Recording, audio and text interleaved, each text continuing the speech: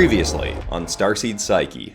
Kyo Adachi has never been more confused about who the love of his life is supposed to be, and who his greatest rival is supposed to be. He does know each one is of two people. The first possibility is Toshiko Yamada, the esteemed inventor of the Suberaith Gauntlets used by Kyo and his fellow military compatriots in fighting the invading forces of the so-called Kyuserax.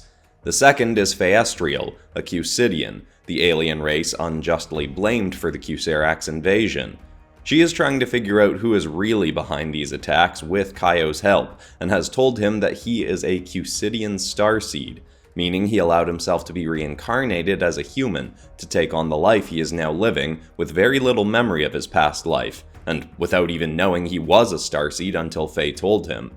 Toshiko is a Starseed as well, but of the protective intergalactic police force-like race called the Suberaiths. She has limited memory of her past life as well, but does recall that she wanted to take human form specifically so she could find a romantic relationship, as Suberaiths don't partake in these.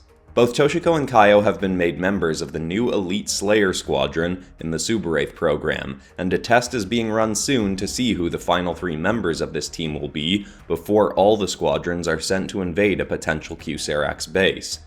Kyo is hoping his friend Quin will make the squad, but there will be stiff competition. Last we saw Kyo, he was with Toshiko in the woods, and had just confessed that he was a Kyusidian Starseed, revealing that her assumption that he too was a Suberaith Starseed was false. Fayestrial also revealed that she was there listening, and introduced herself to Toshiko, who doesn't seem thrilled to learn that Kyo and this Kyusidian are already somewhat close. Let's see how this exchange goes in the next chapter of Starseed Psyche. I had no idea what to say. I just looked back and forth like an idiot between Faye and Toshiko, hoping something would come to me. I probably opened my mouth a few times to start speaking, but nothing came out. Thankfully, Toshiko relaxed slightly from her combat stance and held up a finger. "Just give me a minute, okay?"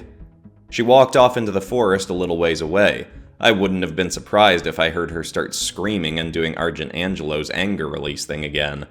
Faye walked closer to me, looking off in the direction Toshiko had gone. "That was immature of me. I should have resisted the temptation to both listen in on your conversation and reveal myself when I did. I'll apologize to her when she returns." Yeah, I guess that's probably a good idea," I said. "I'm kinda surprised you revealed yourself to her at all. I mean, I'm pretty sure I trust her, but do you?" "Well, after what she said, it seems she just wants what's best for humanity too, and she already seems to care deeply for your insights and feelings, so it doesn't feel like much of a gamble to think she'll want to help us." I'm not gonna lie, there was a part of me thinking that Fayestrial just wanted to assert herself as an important woman in my life to try and make Toshiko back off. I mean, it would have been pretty obvious that she and I were about to kiss. At least, I'm pretty sure we were. Toshiko returned a minute later, looking much more like her usual stoic self, the one I'd grown accustomed to seeing back at the base, not the more open version of herself she'd been before Faye's reveal. "I'm sorry about my hostile response to your arrival, Fayestrial. I have been waiting a very long time to meet another Starseed, and I had built up in my head what that experience would be like and how it would go. This was certainly not what I expected, and your presence caught me off guard. Given what Kyo has shared, I am willing to hear you out as a potential ally." Faye gave a slight bow as she said, "I appreciate that, Ms. Yamada. I'm sorry myself. I should have waited to make a less alarming entrance. And may I say it's an honor to meet you. Suberaith weaponry is not easily built, even with all the resources of your original race. Building these weapons on Earth with the limited resources here and the level of humanity's general consciousness is a miraculous accomplishment." Toshiko's professional demeanor eased off slightly once again. "Oh, really? I just thought it was something any Suberaith Starseed would be able to do." Faye noticed her disarmed response and stepped closer. "No, there have been many other Suberaith Starseeds born, and as far as we're aware, none have been able to harness their past life abilities and memories to the same extent you have. You truly are one of a kind." I couldn't say for sure, but it almost seemed like Toshiko blushed when Faye said that. "Oh, well, that is nice to know, thank you." Faye got closer and Toshiko didn't resist. "And I can't imagine how lonely it's been being the only Starseed you knew for so much of your life. I understand if it takes time for you to trust me, given you were convinced my people were the enemy until today, but if you do ever want to talk to anyone with experience outside of Earth, I'm here and happy to tell you almost anything you want to know. I thought I was getting used to unexpected scenarios by this point, but nothing prepared me for the feeling that stirred up in that moment. Jealousy. It hit me in that moment with Faye so effortlessly disarming and flattering Toshiko that it could be possible Faye really was my rival. My romantic rival. I didn't know if either of them were into women, but if Toshiko was, Faye would trounce me as a potential partner. She was kind, mature, cool, and stunningly beautiful. I even got jealous enough to step forward and say, yeah, me too, I'm here for you too, if you need me to be, that is. There was an awkward pause, then Toshiko pushed the conversation in another direction. Okay, let's say for now that I am willing to accept the Kyusidians as allies. What do we do from here? What steps can we take to help prove your people's innocence and find out who the real threat is? We caught each other up on all the information we had to get on the same page. Faye had followed the military convoys searching for the Repsoro base, but lost track of them when they moved underground, where her ship couldn't follow. We told Toshiko how the Tekigami claw tech her mother now had was very similar to the Repsoros, and that made her even more concerned about more people potentially getting the implants. We bounced around a bunch of theories, but knew we'd have access to a lot more answers after the base invasion went down. Before that happened though, Toshiko and I had to get more acquainted with our new Slayer Squad buddies, and figure out who our last 3 members would be. Jealousy stirred up in me again when Faye gave Toshiko the same sort of communications disc she'd given me to get in contact with her, but at least she was less touchy-feely with Toshiko than she had been with me. We parted ways with Faye and agreed to keep each other updated on anything we learned. As Toshiko and I were nearly back to the base, she said, "To be totally honest, it does feel kind of crazy to me how easily I and so many others were tricked into thinking the Kyusidians were the villains. If Faye is a testament to their kind, it's very difficult to dislike them." I didn't know how to respond. I desperately wanted to ask, "Are you into her?" but knew I shouldn't actually do that. Instead, I just said, "Yeah, she's really relaxing to be around." I tried to casually look at Toshiko's face to see how she reacted, but she didn't reveal much with her expression. A little more quietly, I said, "Hey, I'm sorry if I wasn't what you expected, as far as another Starseed goes." She smiled softly. "This may not have gone how I expected, Kyo, but I'm still really glad I know I can talk to you about being a Starseed now." From there, she glanced ever so briefly at my lips again. I think she did, but then she turned and kept walking. I was half tempted to make a move right there, but I reminded myself how many times before I'd felt certain which way the whole romance and rival situation would go. I hated not knowing and really just wanted an answer, but at the end of the day, I knew I had really just started getting to know both Faye and Toshiko closely. As much as I wanted to, there was no need to rush through figuring out who was who. I parted ways with Toshiko and didn't see her again until the next day, when it was time to learn who our new Slayer Squad members would be.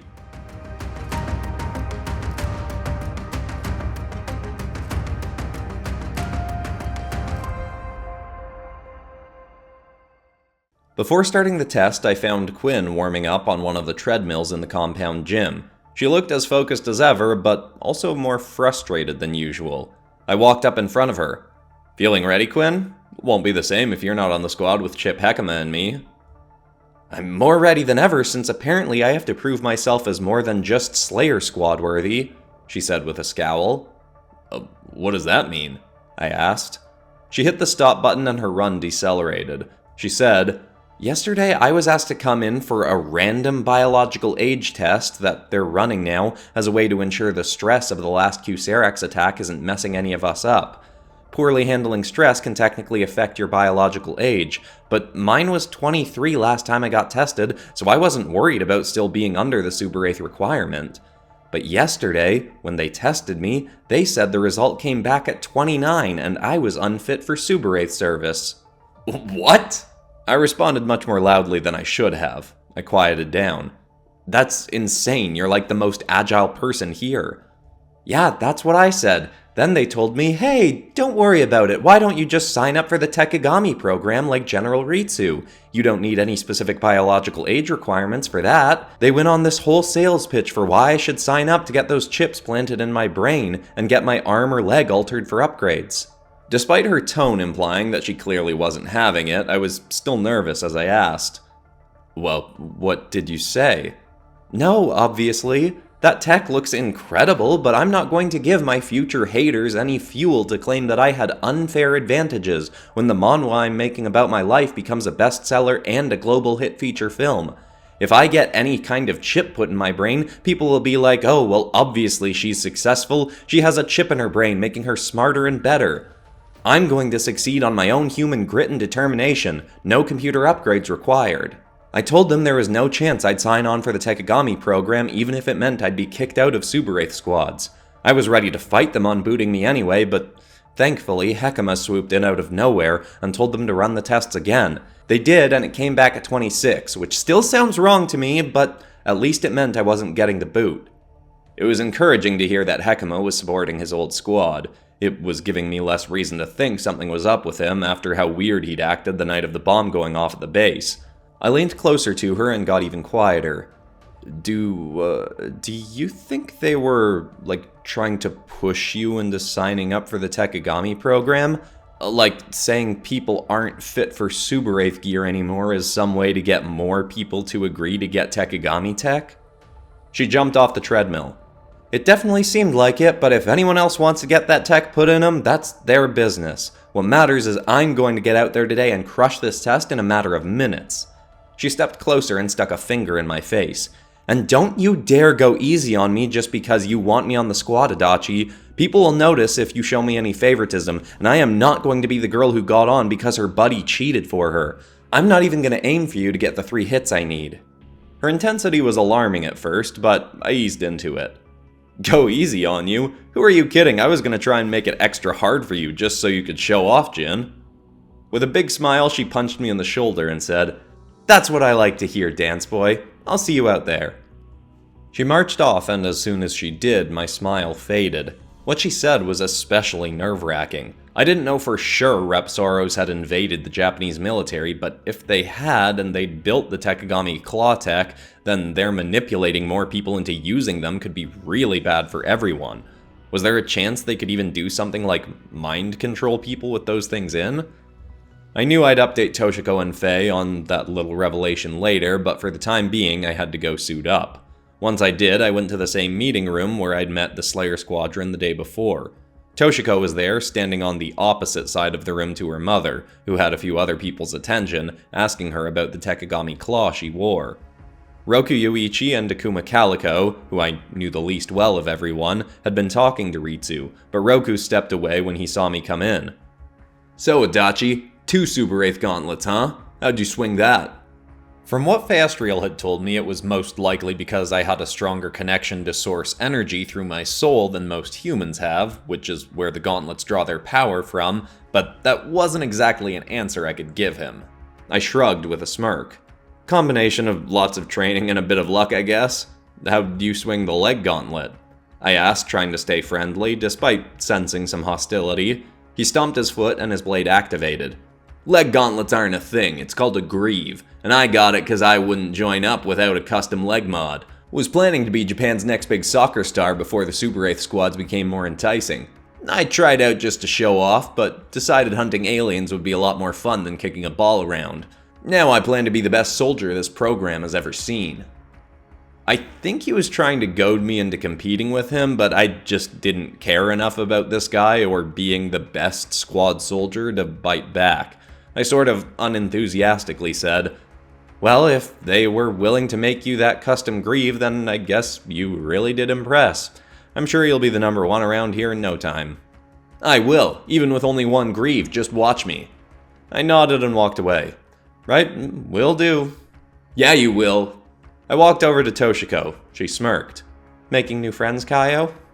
"Oh yeah, he seems fun. Was just deciding when I could invite him over for a movie night and slumber party." She smirked. "Slumber party, huh?" There was a slight pause and I could tell she had a witty reply loaded, but she hesitated with it. I desperately wanted to hear it, but then Captain Hekima walked into the room and interrupted. "Alright, Slayer Squad, listen up." He restated all the rules of the test we were about to run. We use all our tech, while the 10 potential Slayer recruits get none other than beanbag guns and 10 shots. 3 hits on the same soldier from our team, and they win. First 3 recruits to get theirs are our new squad mates. Hekima also said that we should actively try to destroy their beanbags after they shot them, so they couldn't get them back and reuse them. It made sense that we'd want to make this as difficult as possible. Only the best of the best should be on this squad. It struck me as odd, though, that the people trying out for our squad were being tested by their use of projectile weapons. Suberaith blades could be used at long range, but the beanbag guns more closely resembled the gun-like weaponry used in the Tekigami Claw. Again, I had no idea what might be a coincidence and what might actually have some more sinister meaning behind it, but that fact did give me cause for concern. We got out into the track where we'd run the test. We started at one end and our 10 combatants on the other. The 2-kilometer track had the usual walls on either side and a bunch of mud pits and skeletal building frames running through it. Without any Suberaith gear, our opponents wouldn't be able to traverse this terrain nearly as easily as us. I couldn't see Quin from our end, but just before the test began, I mentally wished her good luck. A shot was fired and we sprang off into the track. I went straight for the tallest building and Roku did the same, though he leapt up it far faster than I did. Toshiko darted along the ground and was clearly keeping an eye on her mother. General Ritsu was the odd one out, using her Tekigami tech, and she was proving to be just as fast, if not faster, than her daughter. Before I even saw our opponents, I heard a pulse ring out from the general's arm. I followed the fast-moving shot and watched a concussive blast collide with the chest of a recruit. He was hurled back into the mud and dropped his gun, then scrambled to get it back. While I watched, I heard the pop of a beanbag gun on the ground below me. Without even consciously looking towards it, I flung my blade out and sliced open the coming projectile. Beads burst into the air around me. I looked down and spotted Quin. I instantly felt bad for breaking one of her shots, but she didn't seem deterred. She almost seemed happy, like she'd wanted proof that I wasn't going to go easy on her. She may have even been trying to prove it to the officials watching. After that, she stopped aiming at me and turned her attention to General Ritsu. She tried to make it look like she was tracking Toshiko's movements instead, looking for a shot, but I could tell that wasn't her aim.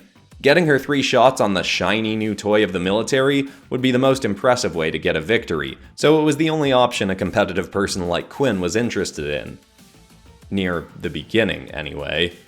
I started bounding around the map, ignoring how Roku was clearly trying to show off how much he could outmaneuver me. I had to evade a few shots and duck around some soldiers, but I was trying to keep an eye on Quin. Another soldier missed one of his shots and his beanbag bounced surprisingly far off a pillar near Quin and landed right next to her as she was tracing her target. I thought it'd be a perfect opportunity for her to get her 10th bag back, but she flicked the beanbag up off the ground with her foot, whipped around and kicked it back to the soldier who'd shot it. He managed to catch it and gave her a confused nod of appreciation. She did more tracking of her target's movements, and I could tell she was trying to get a full read on how fast General Ritsu could move. Before she even took her next shot, a voice echoed over the speaker system. 1 point, Tonato Shuma on Captain Hekima Aka. I was surprised Hekima was the first one to be hit, but within the next 2 minutes, I was knocked with a beanbag in the back of my head.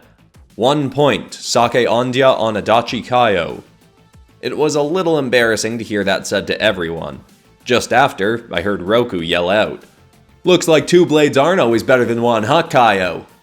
I rolled my eyes and replied in a very upbeat tone, "Yeah, I guess not. Whoops."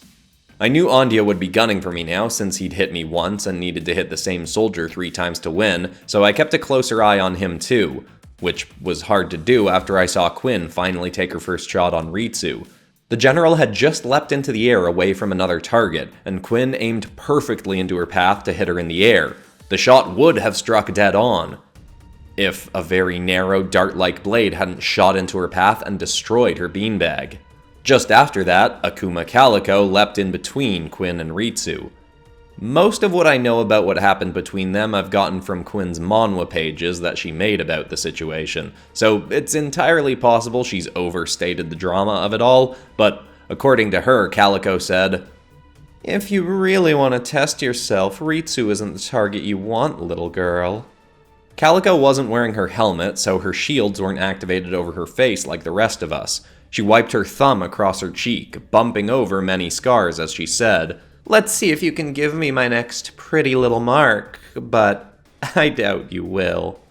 Quin still wanted General Ritsu as her target, but wasn't one to turn down a challenge. She aimed at Calico's left and fired at a pillar a few feet behind her so she could keep track of where her shot ended up, then aimed an inch to Calico's right and fired again, hoping she'd dodge right from the first shot and move into the next one's path. Calico didn't move an inch, and both shots missed, but then she flicked her fingers on her gauntlet-clad hand, and 2 of her blade fragments swooped behind her and tore through each of Quin's beanbags. "Uh-oh, just 6 shots to go," she allegedly said, but again, I do think Quin exaggerated a bit in her manhwa. Calico was a freaky woman, but well, actually, I guess this could be pretty accurate, come to think about it. Anyway, reducing her number of shots just made Quin that much more determined. Calico's Suberaith blade was one of the smallest I'd seen. I'm pretty sure she maxed out her tech at only 31% of its capability, but even at that small size, her blade could split up, like Toshiko's, except Calico's parted into 4 tiny dagger-like pieces. Quin may not have had her Suberaith gear, but she was still a world-renowned parkour champ. She sprinted to one of the building structures and scrambled up the side. When Calico leapt up after her, Quin aimed into her path and fired, once again ready to keep track of where her shot went, but Calico destroyed it, so recovery was impossible. Quin knew she'd be out of shots in no time if she kept this up. She tried running closer to her target, knowing Calico couldn't actually hurt Quin, but her target just leapt away with ease, thanks to the enhanced speed of her suit. Whatever distance she wanted to keep from Quin, she'd be able to easily. That was when Quin decided to change tactics as she spotted a perfect opportunity. She whipped around and sprinted to the edge of the floor she was on, away from Calico. She crouched like she was about to leap off and saw her foe dart past her to get ahead of her in the air. Instead of jumping like Calico did, Quin dropped and slid across the floor, grabbed the edge of the building and swung herself underneath it, then fired a shot away from Calico. A voice called out, "1 point, Jin Quin on General Yamada Ritsu." I hadn't seen that happen, but remember being unable to hold back a quiet cheer when I heard the announcement. Quin had seen General Ritsu moving in the near distance behind Calico, and needed her out of the way, hence the fake-out. Calico was surprisingly gracious about the maneuver. "Oh, you're more clever than I thought, but that is the last point I'm letting you get." Calico even scooped up Quin's beanbag with one of her blades and tossed it back to her. Quin caught it, reloaded it, and turned to go for Ritsu again. Quin tried many more tactics to hit either General Ritsu or Calico, and none of them were paying off. In the meantime, another shot landed on Hekima, and a few more recruits were getting their first and even second shots in. Ondia even got another hit on me when I was distracted trying to watch Quin. I wasn't being careful enough, but was desperate to know what was happening with her. Quin wanted to be the first person to win, but I just cared about her at least being one of the 3. Things got worse after Calico got Quin down to only 4 shots left. Quin managed to get herself out of Calico's path onto a 3rd floor ledge and aimed right at General Ritsu. I got onto a building 1 over from her and thought I was about to see her land a perfect shot. She fired and the aim was precisely placed. Unfortunately, before it could land, the general moved like lightning, aimed up her arm, and fired a concussive shot at Quin. It burst the beanbag in mid-air, hit Quin dead on in the head, and sent her rolling back right off the other end of the building. She tried to grab the ledge but missed and fell 3 stories with her head aimed straight towards the ground. Thinking back, she probably could have saved herself being such an accomplished parkour expert, but something unexpected meant she didn't need to. Instinctively, I thrust my hand towards her, as if that could stop her fall, and it actually sort of did. Just before hitting the ground, her fall dramatically slowed, then she spun around and her feet landed first. I genuinely wasn't sure if I'd been seeing things, but it seemed like I'd done that. She looked as baffled as I did, though she couldn't see me watching her. I was also so distracted by her fall that I didn't notice another beanbag soaring up into my side. 3 points, Sake Andya on Adachi Kaio. Sake Andya is the first to complete the test. That wasn't good. There was only 2 spots left, and Quin was down to 3 bags. I made sure to congratulate Andya, but also knew I had to be even more diligent. Quin making it or not wasn't up to me, and if I took enough hits, who knows, maybe they'd consider bumping me from the squad. I stopped watching her at that point and focused on not getting hit again, as well as trying to process if I just used a dormant Kyusidian ability. Quin wasn't even the slightest bit deterred. The way she tells it, all the tension just made it that much more exciting for her. She decided to turn her attention back to Calico without making it obvious. Her plan, still to this day, seems like it was way too big of a gamble to me. She fired another shot on General Ritsu, but it was a long one and Calico had plenty of time to get her own blades into the path and destroy Quin's third last shot. After she did just that, Calico chuckled. Just 2 shots now. Guess you have to try and hit. But before Calico even finished pointing out that Ritsu should be her only target now, Quin fired a shot right at Calico's ankle. 1 point, Jin Quin on Akuma Calico. Calico eyed her up and down, confused and intrigued. Not bad, but that's not gonna give me a new scar. Besides, you're also betting on me being a good sport again, right? The only time Calico had returned a bag to Quin was after she'd hit General Ritsu, so it seemed like Quin was banking on Calico doing the same thing after this hit on her. If Calico destroyed the bag that had just hit her, Quin was down to 1 left and still needed either 2 hits on Ritsu or Calico. It looked like her fate was entirely in Calico's hands now. Calico picked up the bag and tossed it up and down. What to do, what to do? It's all over for you if I just do this. All 4 of her blades flew right towards her hand and stopped within an inch of the bag. But maybe I won't. Let's split the difference. She turned, reached back her arm, and hurled the beanbag with her Suberaith enhanced strength, chucking it all the way to the end of the track. It would have been at least a kilometer run for Quin to go get it. Thankfully, retrieving that bag wasn't a part of her plan. In fact, she'd been hoping Calico would do something just like this. Quin started sprinting at Calico the second she turned away. With her last shot, Quin fired right at Calico's back. The beanbag hit her and bounced off her body as Quin kept running towards her target. Calico whipped around to see the bag flopping through the air and realized what Quin was doing. She flicked her wrist to send her blades toward the bag before Quin could get it. They flew right for it, ready to puncture Quin's last chance at victory. Thankfully, Calico's reaction time hadn't been fast enough to catch up to Quin's scheme.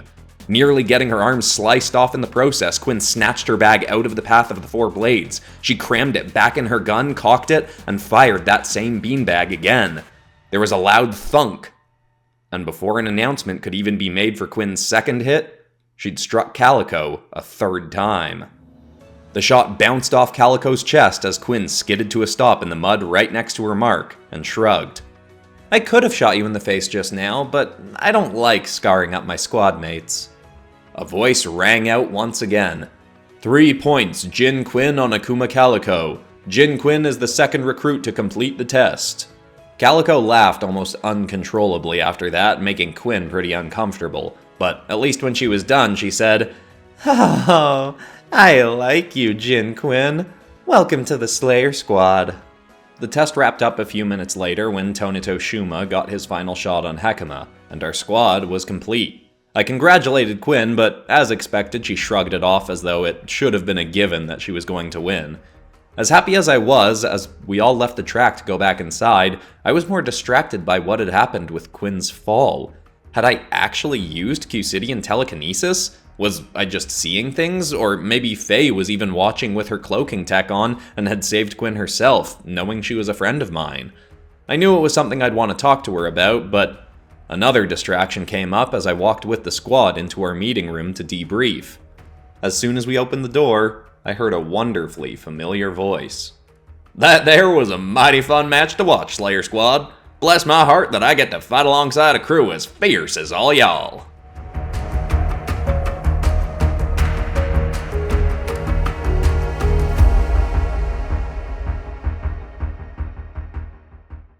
It feels kind of weird being in the second half of this series now. Like, it's just kind of sinking in that it is going to end at some point, which, you know, is obvious. but we're actually getting to a point where I'm going to start paying off some of the stuff that I've been setting up from the beginning. We've still got almost half the book left, but I don't know, that just kind of hit me when making this episode. And I'm very excited by how well-rounded this story is going to be by the time it's done. Anyway, besides that, that's all for today, except of course for ending this video on some kind of positive or inspiring note. And the thought I want to leave people with today is something I read this week, I think from a page called Third Eye Thoughts on Instagram.